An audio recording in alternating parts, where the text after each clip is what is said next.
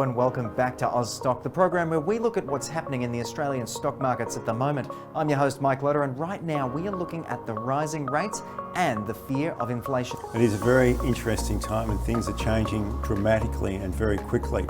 And primarily it's because of this surge of inflation, and they're using interest rates to curb demand.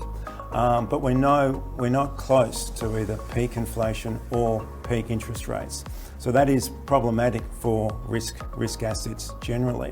And so how we're thinking about that from a portfolio perspective is that we want to be in defensive industries. Marcus, is there any sectors or companies that you think will actually benefit from the way things are at the moment? Certain companies that are going to do better in downturns. Generally, healthcare is always a good example of that. There's underlying demand there, there's pricing ability.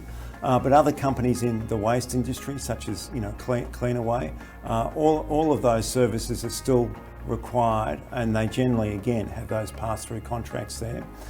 Historically, banks in the initial stages of interest rate rises tend to do better. They have some expansion there on their net interest margin, but over the longer term, if you're trying to compress economic activity, that could lead to a slowing of loan growth and also pressure there back on the margin. So we prefer to be more positioned in those what we classify as defensive industrials, healthcare, and then the commodity stocks also, real assets are also a better protection.